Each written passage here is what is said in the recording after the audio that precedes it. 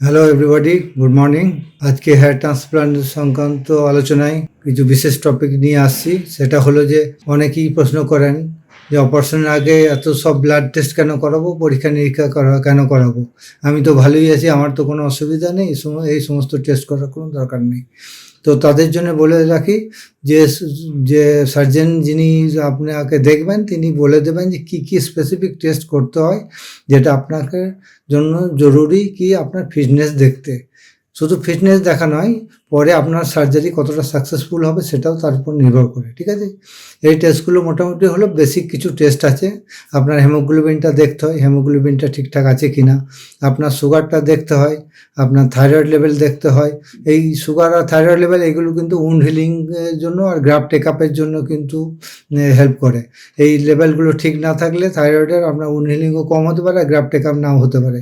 সুতরাং থাইরয়েড আর সুগারের লেভেল দেখে নেওয়া খুবই জরুরি।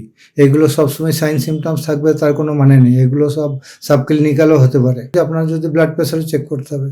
ব্লাড প্রেশার যদি আপনার বেশি বাড়া থাকে তাহলে কিন্তু অপারেশনের সময় আপনার অনেক ব্লিডিং হতে পারে, ব্লিডিং কন্ট্রোল করাও মুশকিল হতে পারে। সুতরাং আপনাকে ব্লাড প্রেশারও চেক করতে হবে। ব্লাড প্রেশার যদি বাড়া থাকে সেটাকে ট্রিটমেন্ট করে সেটাকে নর্মালে আনতে হবে, তারপরে সার্জারি করা যাবে। ঠিক আছে, তারপরে যেটা হচ্ছে বিটিসিটি আইএনআর। বিটিসিটি আইএনআর এগুলো কেন করা হয়? এগুলো কোয়াগুলেশন প্রোফাইল দেখার জন্য, যাতে আপনার অপারেশনের সময় আপনার অযথা যাতে ব্লিডিং বা ব্লাড লস না হয়। এগুলো নর্মাল থাকলে কী হবে, আপনার অযথা ব্লাড লস হবে না। আর সবথেকে ইম্পর্টেন্ট যেটা হলো সেটা হচ্ছে ইনফেকশাস ডিজিজ টেস্ট, যেগুলো ম্যান্ডেটরিলি সবাইকে করতে হয় যাতে সার্জারি হয়। কেন আপনার যদি আগে হেপাটাইটিস হয়ে থাকে, এইডস হয়ে থাকে, এই ধরনের কিছু ছোঁয়াচে রোগ যদি হয়ে থাকে, যেটা ব্লাড বোর্ন যেটা হয়, সেটা একজনের থেকে অন্যজনের নিডল প্রিক দিয়ে যেতে পারে। আপনারও সেফটির জন্য আর যারা আপনাকে সার্জারি করবে সার্জেন বা তাদের সেফটির জন্য এগুলো খুবই এসেন্সিয়াল। এগুলো ছাড়া তো অপারেশন করাই যায় না।